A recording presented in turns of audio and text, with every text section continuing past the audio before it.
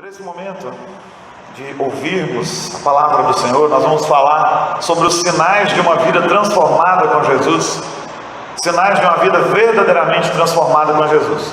Eu te convido para que você abra a sua Bíblia em 2 Coríntios, capítulo 5, versos de 17 a 21. Segunda carta de Paulo à igreja de Corinto, capítulo 5, versos de 17 a 21. Então, o nosso tema é esse: sinais de uma vida transformada com Jesus. E vou te convidar para que a gente leia todos juntos, para que leiamos todos juntos, do 17 ao 21. Vamos lá? E assim, se alguém está em Cristo, é nova criatura.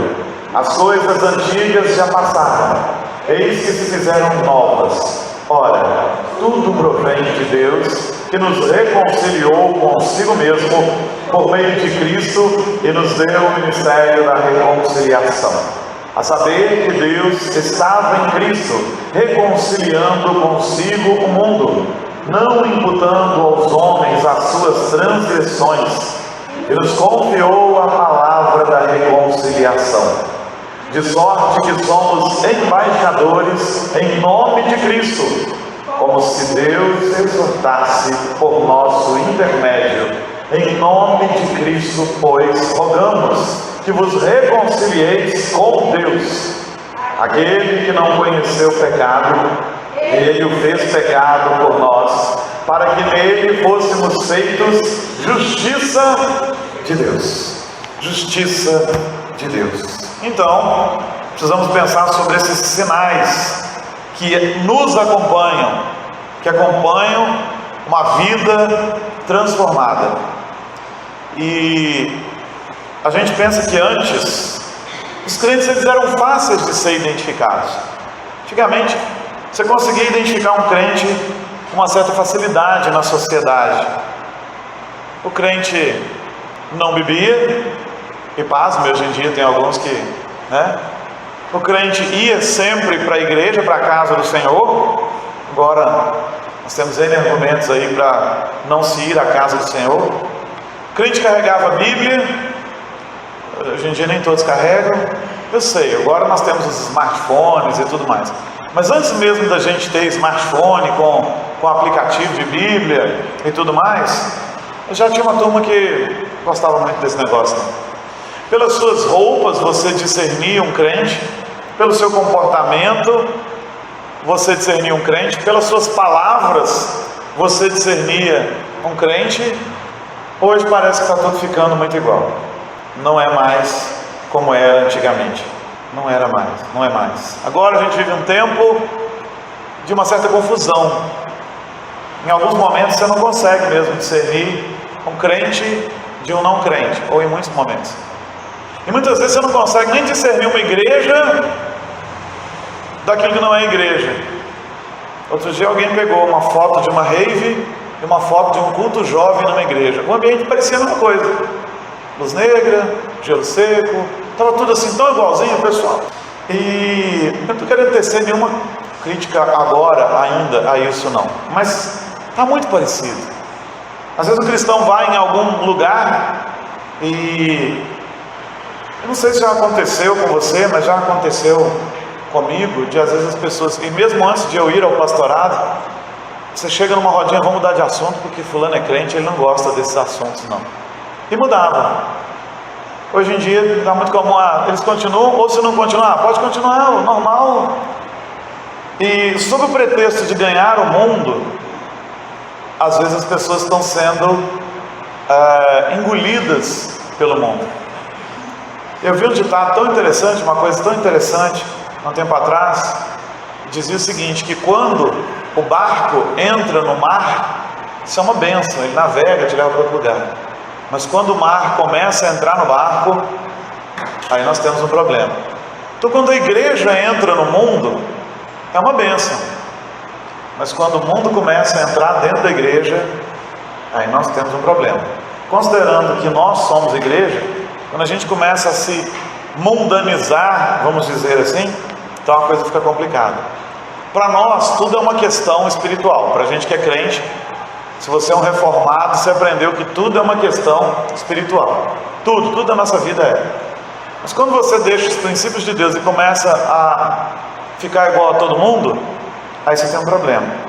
Alguns chegam a dizer que os crentes estão alegres com o crescimento do número de evangélicos. Mas o que será ser evangélico hoje em dia? Alguns dizem que nós somos aí, estimativas assim animadoras, dizem que nós somos 40% da população brasileira, os evangélicos. Das duas, uma: ou a estatística está errada, ou eu não sei mais do que é ser evangélico. Porque se nós fôssemos 40%, ou se nós somos 40%, o negócio tem que ficar diferente. Porque 40% de um povo consegue influenciar muita coisa. Você não concorda comigo? Porque se você pensar que... vamos pensar em crentes de verdade, 40% de crentes de verdade. Os outros 60%, ainda que sejam a maioria, eles serão 60%, alguns não estão nem aí para nada, outros vieram ao mundo a passeio, outros têm crenças diversas, então eles nunca vão estar coesos, unidos. Aí você vai dizer, mas nós também não, nós somos várias igrejas, sim, mas a palavra é a mesma, então a conduta tinha que ser a mesma, a influência desses 40% tinha que ser muito grande.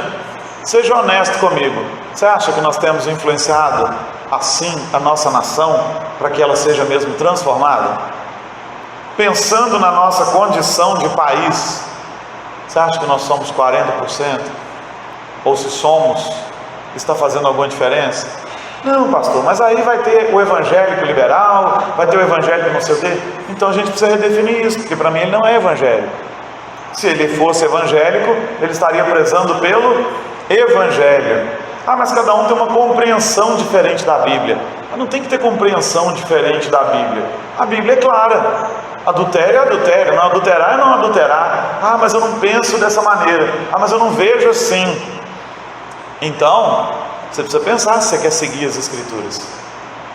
Porque para um cristão de verdade, as Escrituras é que ditam como eu vivo.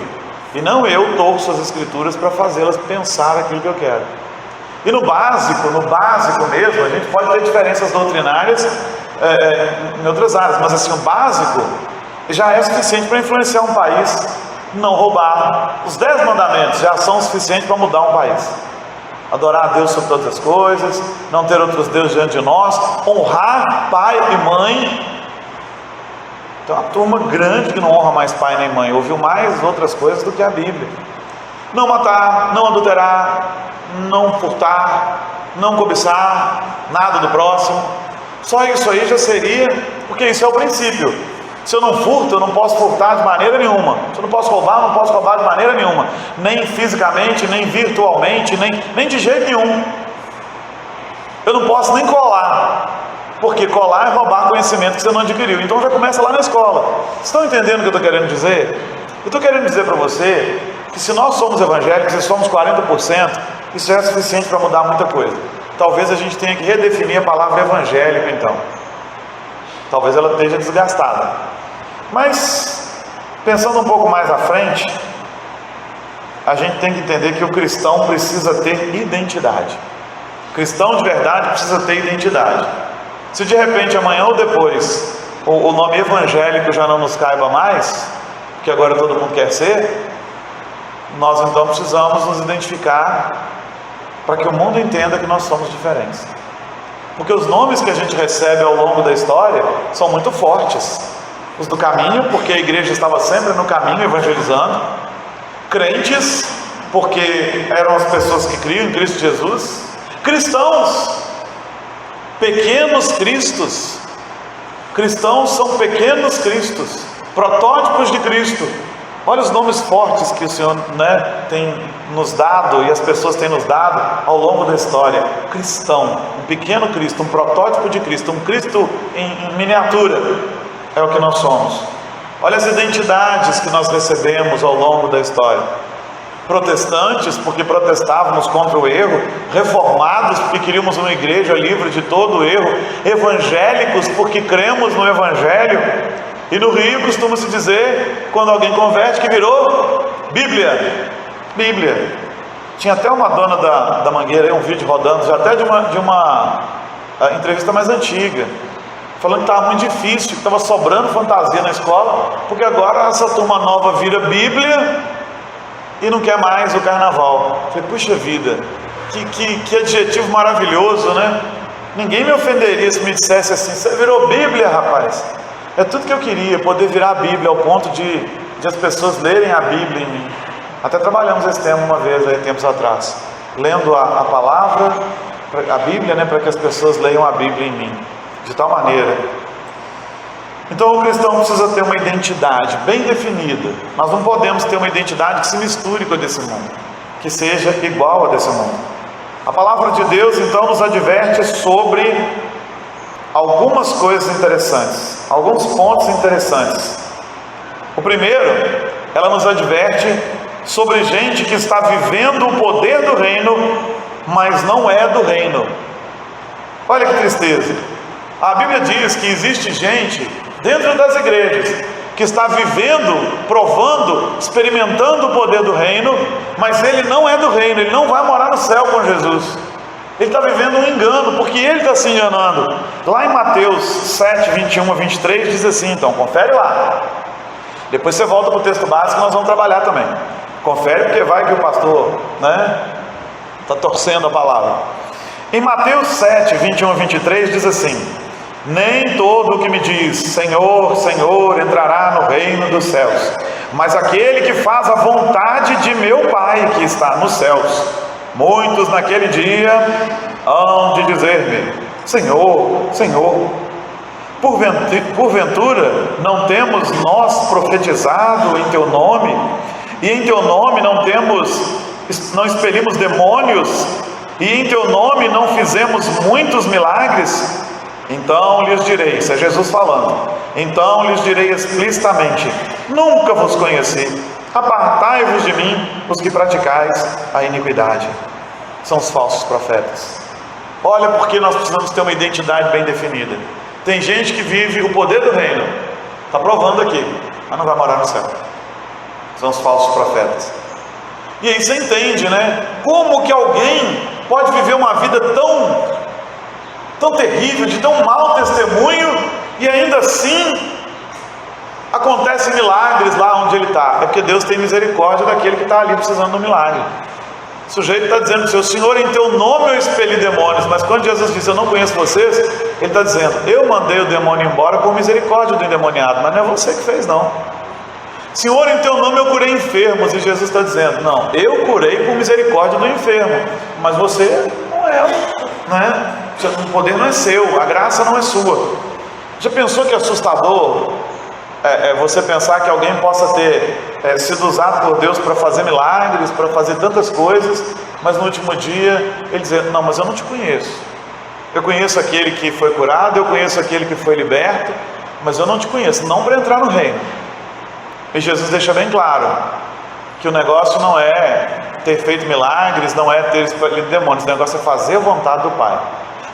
Bom, no curso desse negócio, fazendo a vontade do Pai, em algum momento você pode ter que expelir demônios, em algum momento você pode ter que orar, e orando Deus curará. Mas isso aqui deixa bem claro que a evidência da salvação não são as curas e os milagres. A evidência da salvação é uma vida transformada por Cristo Jesus, que obedece à palavra. Então tem gente experimentando o poder do reino que não vai morar no reino. Um outro ponto: tem gente que conhece e guarda os princípios do reino, mas não é do reino. E aí quando você vai lá em Mateus 19, de 16 a 22, nós não vamos ler o texto, mas você pode abrir e acompanhar. Nós vamos conhecer o jovem rico. O jovem rico guardava todos os princípios do reino. Isso aqui era o contrário, né? O negócio dele não era milagre, ele tinha uma vida de cuidado da doutrina que era grande. Ele guardava os princípios do reino. Senhor, o que eu vou fazer para ser salvo? Guarda os mandamentos e tal. E ele diz assim, todos eles eu tenho guardado desde pequeno. E Jesus não disse que é mentira dele, né? A ideia de Jesus é verdade, você tem guardado, só falta uma coisa para você: vai, vende tudo que você tem e vem e me segue. Aí o cara não quis. Jesus não está ordenando que todos nós vendamos aquilo que temos para segui-lo, mas esse era o ponto que impedia aquele rapaz de entrar no reino. O ídolo dele era o seu dinheiro, a sua riqueza. Jesus vai lá no âmago da questão, Jesus vai no cerne, Jesus vai no ponto. O seu problema, a questão com você, não é que você não seja um cara legal, você até procura seguir os princípios da palavra, mas você está perdido porque você tem um ídolo. Então tem gente que, olha que interessante, prova o poder do reino, mas não é do reino. Outros vivem nos princípios do reino, mas não conheceram a graça, não são do reino. E tem gente que está desfrutando da festa do reino, mas não é do reino. Lá em Mateus 22, de 1 a 14, tem a parábola das bodas, das vestes nupciais. E aquela parábola aponta para o reino dos céus. É quando o rei manda convidar pessoas, e no meio da festa ele encontra um que não tinha vestes nupciais, ele não estava pronto para estar ali naquele lugar, então ele é retirado daquela festa. Gente, tem gente que está provando aqui muitas coisas, nessa terra que eu estou falando, talvez dentro da igreja aqui mesmo, muitas coisas boas, muitas coisas abençoadoras, elas estão vendo muitas coisas, elas estão sentindo muitas coisas, mas elas não vão morar no reino, porque tem que conhecer a graça salvadora de Jesus. Mas alguém pode receber uma cura e não conhecer a graça de Jesus? Pode. Alguém pode ser uma pessoa de uma vida muito exemplar e não ter conhecido a graça de Jesus? Pode. Nós conhecemos pessoas que têm uma vida exemplar, mas elas não conhecem a graça de Jesus. Eu pastoreei um lugar em que um grupo grande e fervoroso de católicos romanos, eles davam o melhor testemunho do que muitos irmãos que eu tinha na igreja, muitos mesmo. E era até complicado evangelizar e falar da graça, porque ele sempre dizia, mas eu vivo assim, assim, assim, e o fulano que está lá na sua igreja vive assim, assim, assim, e era verdade. Mas isso não quer dizer que ele conhecesse a graça, ele não conhecia. Embora tivesse uma vida exemplar, seu coração estava posto em ídolos, sua confiança posta em homens. Então alguém pode estar vivendo essas coisas do reino, assim, pequenas porções do reino, sem conhecer o reino. Em 2 Coríntios 5, agora nós voltamos para o nosso texto, do 17 ao 21, nós encontramos uma condicional. Se alguém está em Cristo, quer dizer que se não está, o texto aí para frente não é mais para ele. Daí para frente ele não precisa nem ler.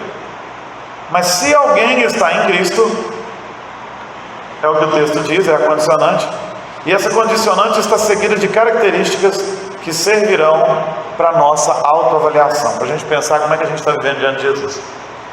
Então a condicionante é, se alguém está em Cristo, ele é assim, assim, assim, assim. Agora, se não está, não precisa continuar lendo. Se alguém está em Cristo, primeiro ele prova a transformação. Porque o texto diz assim, se alguém está em Cristo, é nova criatura. Então o cristão, ele tem que passar por uma transformação. O cristão, ele é transformado. O sinal de uma vida genuína com Jesus é transformação, e Paulo deixa isso bem claro. Porque lá em 1 Coríntios capítulo 6, verso de 9 a 11, agora você tem que fazer um exercício bíblico aí. Em 1 Coríntios 6, de 9 a 11, Paulo diz assim, ou não sabeis que os injustos não herdarão o reino de Deus? Não vos enganeis, nem impuros, nem idólatras, nem adúlteros, nem efeminados, nem sodomitas, que é o mesmo termo usado para homossexualidade, nem ladrões, nem avarentos, nem bêbados, nem maldizentes. Que às vezes você pensa no homossexualismo, nessas coisas, mas que o maldizente, nem roubadores herdarão o reino de Deus. Tais fostes alguns de vós, mas agora vos lavastes, mas fostes santificados, mas fostes justificados em o nome do Senhor Jesus Cristo e no Espírito do nosso Deus. Então, aquilo que eu era, eu deixo de ser, e vou deixando de ser gradativamente, ao ponto de a sociedade poder ver. Mas o que muitas vezes a igreja tem feito hoje? Venha como está. É igual diz o hino, tá? O hino diz venha como está, não diz fique como você é o resto da vida. Quando a gente vem, é que a gente vem como está, e aí Jesus começa a obra maravilhosa. Aí ele começa a obra maravilhosa. Hoje as pessoas estão barateando a graça. A graça nos salva, mas depois de salvos nós precisamos de santificação. Alguém diz, não, pode ficar do jeito que você é, Jesus vai te salvar de qualquer maneira. Não, o salvo Jesus vai transformar. O salvo Jesus irá transformar. O desafio desse texto, então, que a gente acabou de ler de 1 Coríntios 6, de 9 a 11, é que éramos injustos, agora devemos buscar a justiça. Devemos buscar a justiça. Éramos idólatras, temos que deixar a idolatria. Quem adulterava tem que deixar o adultério, e ele recebe graça de Jesus para isso, no poder do Espírito Santo. Se era afeminado tem que deixar isso. Ele não é nem homossexual ainda, mas ele tem um trejeito. E aqui é um princípio. Tanto o homem afeminado é algo que ofende a Deus, como a mulher masculinizada também, que é o princípio do negócio. Tem que deixar. Nem sodomitas, e sodomia aqui é a prática da homossexualidade, ele vai ter que deixar. Ah, mas é um pecado que ele vai lutar com ele o resto da vida. Sim, mas vai deixar. Ladrão, tem que deixar de ser ladrão. O avarento tem que deixar de ser avarento. O negócio dele é a riqueza, o dinheiro, juntar. O bêbado tem que deixar a sua bebedice. O maldizente, o fofoqueiro, aquele que usa a língua para maldizer de qualquer maneira, tem que mudar isso também. Os roubadores também tem que mudar tudo isso. Então, nós precisamos mudar. O apóstolo Paulo diz assim, olha, vocês eram essas coisas. Verso 11. Vocês eram isso, mas agora vocês foram santificados. Então vocês têm que mudar. Está vendo? Tem uma identidade nova que a gente adquire. Fulano era ladrão, mas agora ele é crente. É assim que as pessoas diziam antigamente. Fulano era um bêbado, mas agora ele é crente, rapaz. Agora fulano é ex-ladrão, ex-não sei o que, ex-não sei o que. Ele vai ter que carregar essa alcunha para o resto da vida? Não, fulano foi, mas agora ele não é mais. Agora ele é um crente, um lavado e remido no sangue do Cordeiro. Ele tem uma nova identidade. Você não pode ficar embutindo aquela identidade velha nele a vida toda, não. O ex-bruxo, o ex-gay, a ex-prostituta, a ex-garota de programa, o ex-drogado. Às vezes as pessoas apresentam, né? Está aqui o pregador fulano, ex-drogado. Aí ele vai ter que carregar isso o resto da vida? Não, ele tem uma nova identidade. Essa aí foi rasgada. Jesus deu para ele uma nova identidade. E ele precisa fazer jus a essa nova identidade de cristão, de pequeno Cristo. O maior impacto que a igreja pode produzir na sociedade vem do testemunho dos crentes que estão sendo transformados. Esse é o maior impacto que a gente pode gerar. As pessoas olharem e dizer, meu Deus, fulano estava morrendo, hoje ele é um homem crente, um homem sério. Em João 9, de 8 a 11, a gente vê esse impacto. Quando Jesus cura o cego de nascença, então os vizinhos e os que dantes o conheciam de vista como mendigo, perguntavam, não é este o que estivera assentado pedindo esmolas? Uns diziam, é ele. Outros, não, mas se parece com ele. Ele mesmo, porém, dizia, sou eu. Perguntaram-lhe, pois, como te foram abertos os olhos?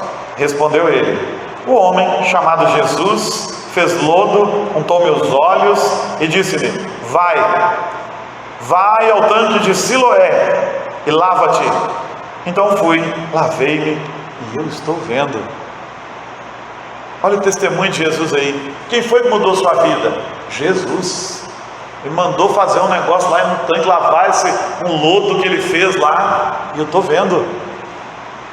Quem foi que mudou sua vida? Jesus, rapaz. Eu vivia na cachaça, mas Jesus entrou, fez uma obra maravilhosa, agora eu sou um novo homem.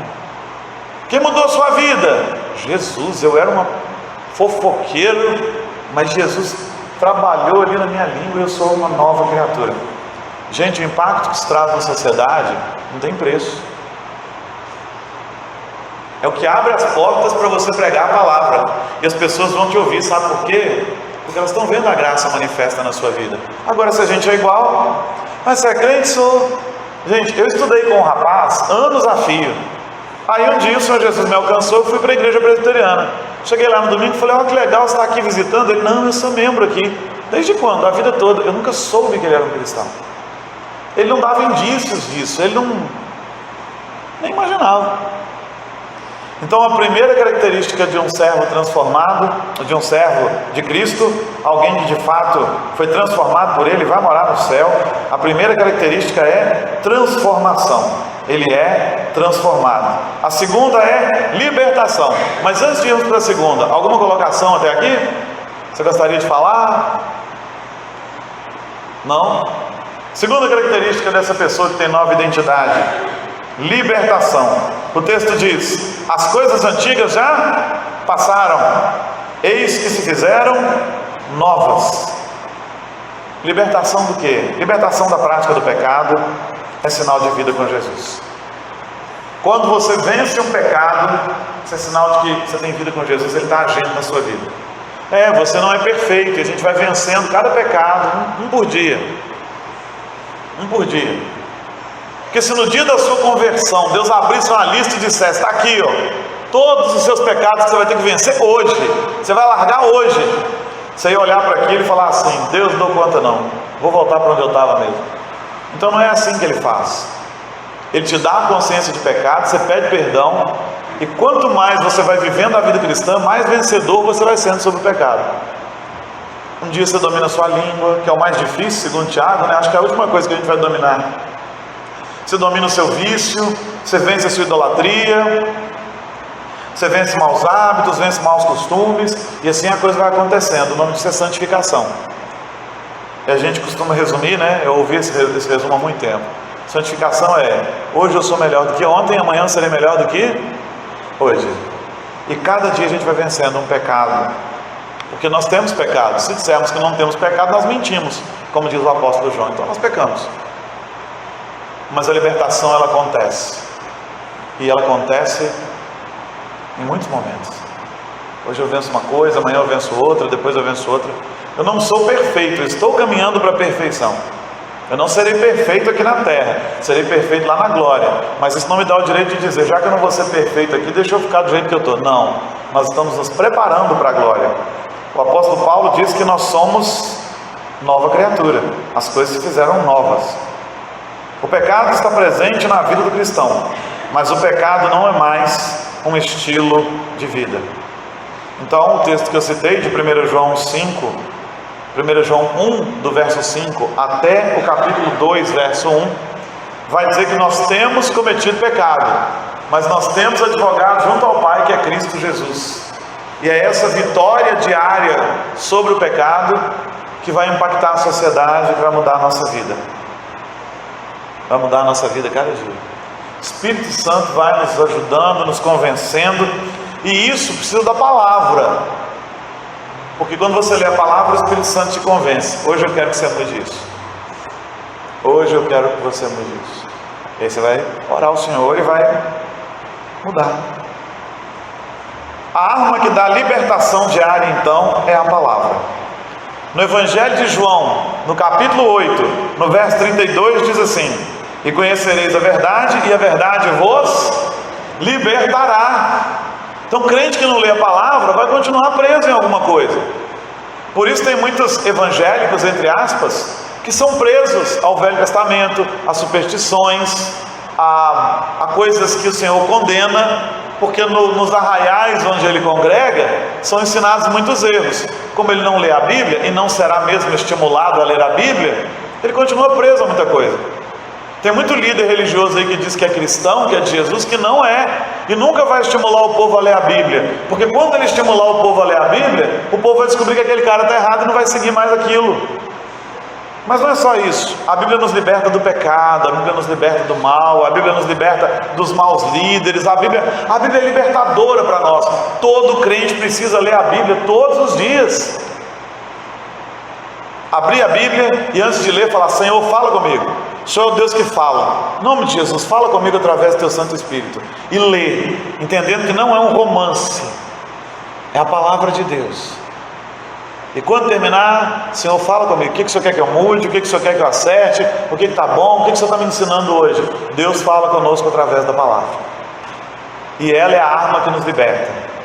Em João 17:17, Jesus ora assim na oração sacerdotal: santifica-os na verdade, a tua palavra é a verdade. Então nós somos santificados, separados cada dia pela palavra. Não tem santificação sem Bíblia.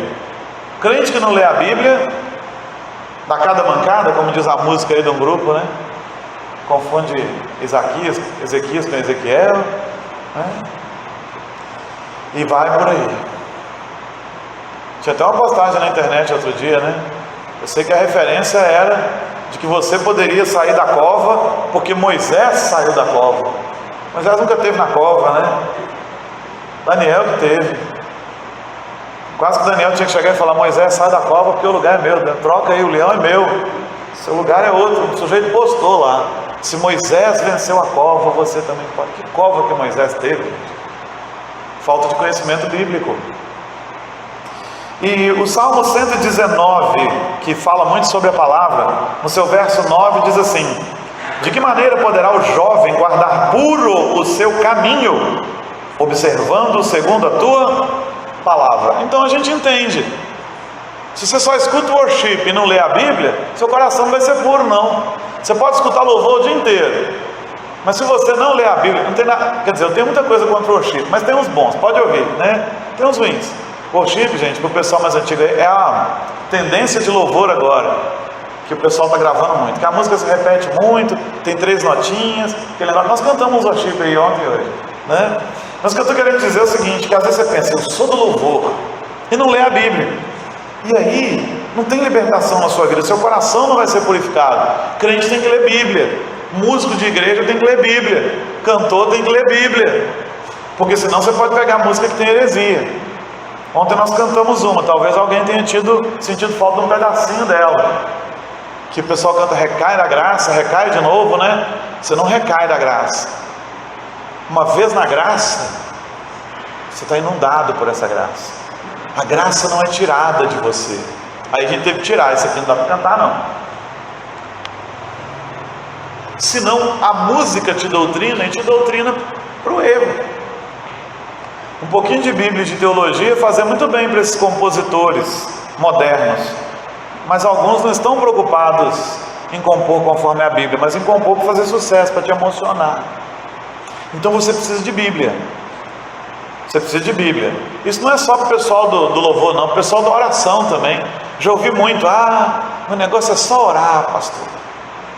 Meu filho, aí o diabo vem travestido de anjo de luz e fala para você: eis que te digo, faz isso. Você vai lá e faz, porque você não conhece Bíblia, olha o diabo te fazendo pecar aí.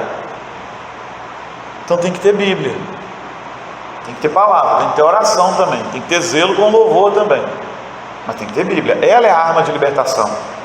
Filipenses 2, 15 e 16 diz o seguinte: para que vos torneis irrepreensíveis e sinceros filhos de Deus, inculpáveis no meio de uma geração pervertida e corrupta, na qual resplandeceis como luzeiros, ou nós resplandecemos como luzeiros no mundo, preservando a palavra da vida, Bíblia, para que no dia de Cristo eu me glorie de que não corri em vão, nem me esforcei inutilmente. Nós só seremos luzeiros nesse mundo, luz, como diz Jesus lá no seu sermão do monte, lá no capítulo 5 de Mateus, se nós preservarmos a palavra da verdade. A palavra foi a arma de Jesus para livrá-lo da tentação. Em Lucas 4, de 1 a 13, nós vemos Jesus ser tentado pelo diabo no deserto após o seu jejum de 40 dias. E o diabo citou Bíblia, fora do contexto, mas citou. Então tome cuidado, porque hoje tem muito pregador falando em nome de Jesus, citando, mas citou Bíblia, pastor, citou, mas fora do contexto. Ele pegou um versículo, tirou do contexto e disse: está aqui, ó. Tem gente aí defendendo aborto por causa de versículo isolado, porque Jó amaldiçoou o dia em que nasceu, lá na sua tristeza, no seu desespero. Está vendo? Porque em Eclesiastes há uma referência a isso. Ele está vendo, mas tirado do contexto. É melhor ser um aborto e morrer do que viver uma vida desgraçada. Isso é gente da teologia da prosperidade, que não leu o versículo direito. Ele achou um versículo, olha, isso defende o que eu quero, vou usar. Está errado. Eu não vou para a Bíblia procurar um versículo que defende aquilo que eu quero pensar. Eu vou para a Bíblia para me conformar ao pensamento de Deus, e isso me liberta. Jesus venceu a tentação, porque ele tinha palavra.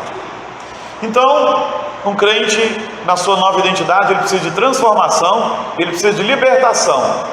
Até aqui, alguma coisa que você gostaria de perguntar, que você está com dúvida, que você não entendeu, que você quer participar? Então tá, todo mundo caladinho. Vamos caminhando para o encerramento. Eu estou crendo que você está calado, porque a palavra está falando, calando fundo no seu coração. A missão. O que o nosso texto continua dizendo? Volta para o seu texto base. E nos confiou a palavra da reconciliação, de sorte que somos embaixadores em nome de Cristo. Nós somos representantes de Cristo nessa terra. Nós somos a igreja do Senhor Jesus, a embaixada do reino de Deus aqui. Nós somos de um outro reino, mas estamos aqui. E aqui nós representamos o reino do nosso Senhor, o Senhor Jesus. E temos um ministério, o da reconciliação. Compromisso com a missão do Senhor Jesus é um sinal da genuína graça de Jesus na nossa vida. Eu sou um salvo, mas eu não quero fazer nada, quero só ficar quieto aqui. Tem um negócio errado, você tem que desejar fazer alguma coisa para Jesus. Os que receberam dele, de Jesus, a reconciliação com o Pai, conforme está no verso 8, na parte A, devem viver reconciliados com os que estão à sua volta, e devem pregar a palavra que reconcilia as outras pessoas também. O que é o ministério da reconciliação? Eu recebo a Cristo e agora eu prego para o meu irmão, para que ele também seja reconciliado com Cristo através da graça salvadora. Eu tenho essa missão, todo crente tem. Foi assim com a mulher samaritana. Que interessante, olha lá, João 4, 39 a 42, olha o relato. Isso aqui eu faço questão de ler, apesar de ser um pouco maior. Muitos samaritanos daquela cidade creram nele, creram em Jesus, em virtude do testemunho da mulher que vivia em adultério, mas agora estavam vendo que alguma coisa estava diferente nela, não obstante o pouco tempo. Do testemunho da mulher que anunciava: ele me disse tudo quanto tenho feito. Ela não se importou de expor a sua vergonha e dizer: olha, ele me falou tudo que eu tenho feito, do meu adultério, dos meus 5 maridos, do homem com quem eu vivo agora, que só estou amaziada, que não é meu marido. Ele falou de todos os meus erros. Gente, ele deve ser o Messias. Ela não teve vergonha de se expor e de mostrar o que Cristo estava fazendo com ela. Vindo, pois, os samaritanos ter com Jesus, pediram-lhe que permanecesse com eles, e ficou ali 2 dias. Muitos outros creram nele por causa da sua palavra, e diziam à mulher, olha que interessante, falavam daquela mulher com quem eles nem gostavam de conviver, e agora ela estava mudada: já agora não é pelo que disseste que nós cremos, mas porque nós mesmos temos ouvido e sabemos que este é verdadeiramente o Salvador do mundo. Aquela mulher que vivia em adultério já estava agora, depois de ter tido seu encontro com Cristo, levando outros a Cristo. Ela estava cumprindo o ministério da reconciliação. Olha que interessante. Agora não é só pelo que você disse, não é por isso, mas foi isso que nos trouxe para cá, mas agora é pelo que nós estamos vendo de Jesus. É isso. Sua vida é mudada, você fala para os outros vêm, nem que seja por curiosidade, vou lá para ver se é mesmo assim. E aí eles ouvem a palavra e são transformados por Jesus. Isso é um ministério que a gente tem, a missão que a gente tem em Jesus. Todo crente tem. Esse engajamento na missão é consequência de uma vida com Jesus. Se você tem vida com Jesus, você quer viver essa missão. Atos 8,4 diz assim: entre mentes, os que foram dispersos iam por toda parte pregando a palavra. Começa a perseguição, dos cristãos e os cristãos são dispersos. E o que eles fazem enquanto estão fugindo? Eles pregam a palavra, uma oportunidade missionária. Oportunidade missionária. Que coisa tremenda. E é o que nós temos que fazer. Em Atos 11, 19 a 21, está escrito assim: então, os que foram dispersos por causa da tribulação que sobreveio a Estevão, foram espalhados, se espalharam até a Fenícia, Chipre e Antioquia. E eles iam não anunciando a princípio a ninguém a palavra, senão somente aos judeus. Mas eles estavam fazendo a obra, estavam começando nos judeus. E aí continua: alguns deles, porém, que eram de Chipre e Cirene, e que foram até Antioquia, falavam também aos gregos, anunciando-lhes o evangelho do Senhor Jesus. A mão do Senhor estava com eles, e muitos, crendo, se convertiam ao Senhor. Então, o último sinal de uma vida transformada é a missão. Eu fui transformado, eu fui liberto, agora eu vou falar para os outros. Esses são sinais de uma vida transformada. Se eu não fui transformado, eu sou a mesma coisa. Se eu não fui liberto, eu continuo sempre com os mesmos pecados, sem me preocupar em vencê-los. E se eu não compartilho de Cristo, está na hora de uma reflexão para cada um de nós. Porque o que o apóstolo Paulo está nos dizendo, no texto em que nós estamos estudando aqui, o que o apóstolo Paulo está falando conosco de maneira maravilhosa, é que esses são sinais de uma vida transformada com Jesus. Então, em 2 Coríntios, capítulo 5, versos 17 a 21, ele diz que nós temos que ser transformados, ele diz que nós temos que ser libertos, e ele diz como isso acontece, e ele diz que nós temos uma missão. Nós somos reconciliados com Cristo, e agora todo crente deve ter a preocupação de reconciliar outros com Cristo também, e de estar reconciliado com as pessoas. Esse é o desafio para nós nessa manhã. São os 3 pontos para a gente olhar para dentro da gente e pensar: eu estou desenvolvendo a identidade de Cristo em mim? Estou fazendo a diferença nesse mundo? É para pensar. Se alguém quiser participar, esse ainda é o momento. Se não, que o Senhor nos leve à reflexão e que nós pensemos: minha vida tem essas marcas? Transformação, libertação e missão são sinais de uma vida transformada com Jesus. Vamos orar para que o Senhor aplique essa palavra no nosso coração, para que a gente faça uma reflexão honesta e viva com Jesus. Porque eu não quero só o poder do reino, eu quero morar no reino. Porque eu não quero só a festa do reino, eu quero morar no reino. Porque eu não quero ser só um cara legal que segue os princípios do reino, eu quero o reino. Senhor Jesus, muito obrigado pela Tua palavra. Aplica a Tua palavra ao nosso coração, Jesus. E que cada crente aqui nessa manhã, de fato, tenha uma vida transformada com o Senhor e no Senhor. Toma-nos nas Tuas mãos agora. Obrigado por essa escola dominical. Obrigado por esse tempo de estudo. Obrigado por tudo aquilo que o Senhor fala conosco. Muito obrigado. Que a nossa vida esteja sendo mesmo transformada, renovada, restaurada a cada dia. Senhor, que nós sejamos pessoas que as pessoas possam ver e desejar o Senhor Jesus. E que elas, ainda que não queiram, Senhor, que elas admitam: essa gente é diferente, essa gente serve a Deus. Seja assim, em nome de Jesus. Que aqui nessa manhã só haja gente liberta, gente transformada e que vai fazer a missão em nome de Jesus. Amém. Amém. E amém.